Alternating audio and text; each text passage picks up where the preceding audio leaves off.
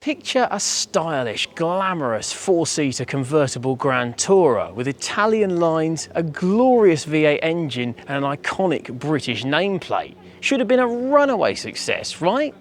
Well, not quite.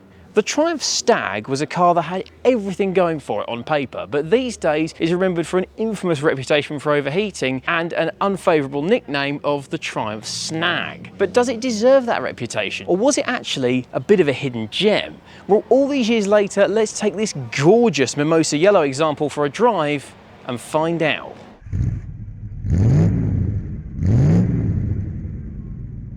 But first, our friends at Lancaster Insurance are running monthly giveaways. You can win all sorts, from experience days to tools, restaurant vouchers and tech. So click the link below at the end of the video to enter their latest competition.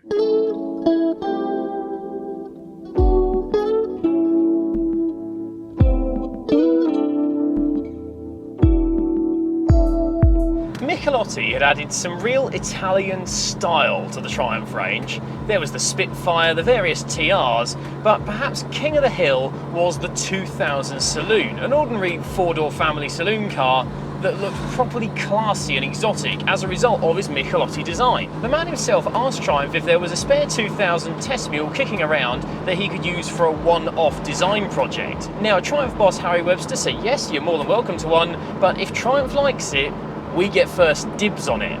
So they took one on board at Michelotti, and by June 1965 that one-off design concept was revealed. Based on a cut-down 2000 platform, it took the humble family saloon car and made it into a two-door, four-seater convertible GT, and it was gorgeous. Triumph immediately fell in love with the car and insisted that Michelotti not even show it at any motor shows, they were having it. And it was then nicknamed. Project Stag was given to the new car, and Webster prioritised it as a big push for Triumph in an aim to get a foothold in the vital American market.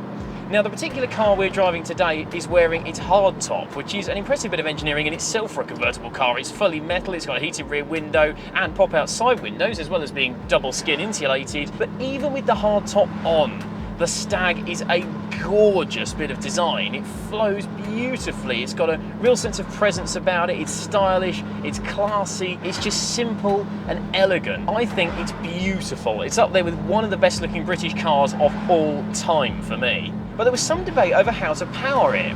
The Triumph 2000's inline six was considered too limp of wrist for the American market, so ultimately Triumph merged two of their slant 4 engines to create a bespoke 3-litre, 154 horsepower V8. You wouldn't imagine that an engine derived of two Triumph slant 4s could be anything special, but put your foot down in the Stag and you change your tune when you hear its tune. Oh, it's just beautiful. The most sonorous, meaty rumble. It's got an American muscle feel to it, but it's just a little bit smoother and more refined. And it's torquey too. It's lugging itself along here at 60-70 miles an hour effortlessly, just like a GT car should. From humble acorns grew an almighty oak in the form of this engine. Oh, it's just lovely. I could do that all day. And the fact the Stag got this engine was a bit of an evidence of British bloody-mindedness from Triumph. Come 1967, Triumph and Rover were bedfellows under the British Leyland banner. Rover had brought its own V8 to the table, the Buick-sourced all-alloy V8 that had been used in the P6 and the P5B. And initially, Leyland management wanted Triumph to use that V8 in the Stag. It was already there, the development was done, it was good to go. But Triumph has spent far too much time and effort developing their own V8 engine, and they were too proud to simply roll over and use Rover's lump, which they themselves had just bought from Buick. So, after some slight tweaking of measurements, Triumph claimed that the Rover V8 simply wouldn't fit in the Stag. And believe it or not, they got away with it. They wanted a convertible 4-seater GT to rival the Mercedes SL, but there was murmuring around this point of America banning convertibles on safety grounds. So Triumph got clever. They integrated this T-bar into the shape of the car, which braced it front to back and meant that technically it wasn't a full convertible because there wasn't totally open space in the event of a rollover. The fact was the T-bar wasn't too out of place. It didn't interrupt this gorgeous styling. The Stag looked stunning and exotic, had that magical V8 engine under the bonnet, it was cheaper than its closest rival, the Reliant Scimitar, and within weeks there was a 1-year waiting list. So what could possibly go wrong? Well, quite a lot actually. For a start, there was the quality. The Stag body shells were welded together in Speak before they were then transported to Canley for their final assembly. Now, moving a car between two plants isn't unheard of, but it rarely results in brilliant quality when you've got two different workforces doing different bits of the car. And that meant the Stag did suffer a bit. Trim dropped off, there were rattles and squeaks. It certainly wasn't the impeccably built product that the Mercedes SL was. The mechanicals were badly assembled too. The engine had a single link timing chain to go around the entire power plant that was immensely lengthy, but also quite often under tension from the factory. That meant it was said to need replacing around every 25,000 miles. There were other issues too. The main bearings were woefully inadequate for this V8 power plant, and poor quality cylinder head castings meant they'd often warp under general use. And as if all that wasn't bad enough, there were the infamous problems with the Stag overheating.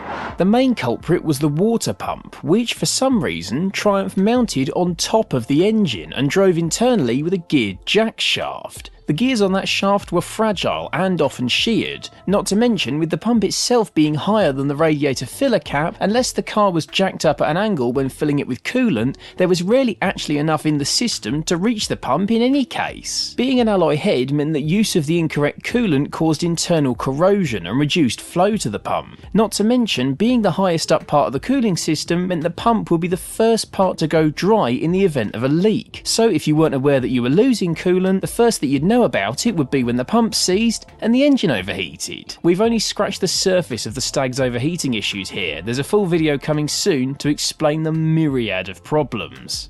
And it only gets worse. By 1974, British Leyland was in turmoil and ultimately had to be bailed out by the government. Penny pinching was rife throughout the company to try and get Leyland afloat and make it profitable again, and that meant that low volume, low profit cars like the Stag were put on very low priority. From its 1970 launch, the car was almost unchanged until its death in late 1977. It sold fewer than 26,000 cars over its 7-year life, with just 10% of them going stateside, the market the car had been designed for in the first place. However, like so many of those British Leyland disaster stories, drive a good one today and the Stag is a fabulous car.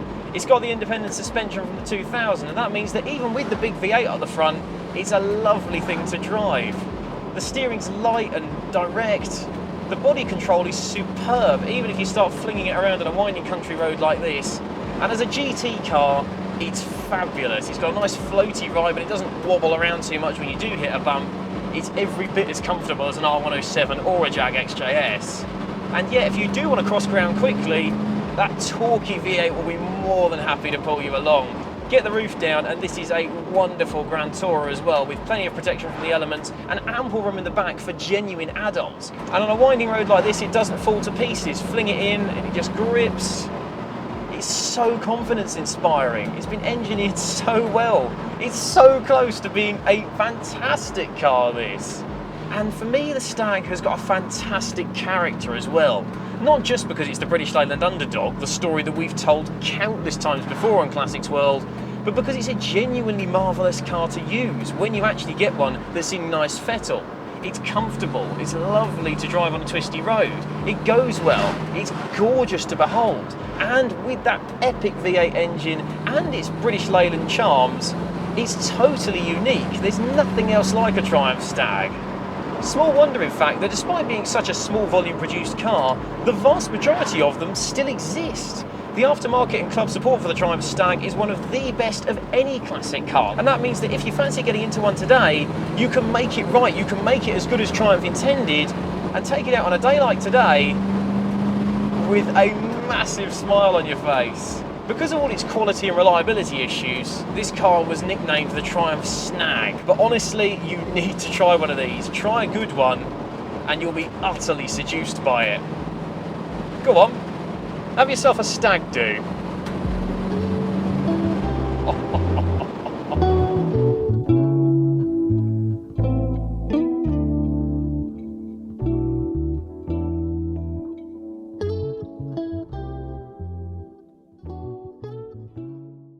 This video is proudly sponsored by Lancaster Insurance. Give them a call on 01480 400 889 for an insurance quote on your classic car. And don't forget to click the link below to enter their latest competition.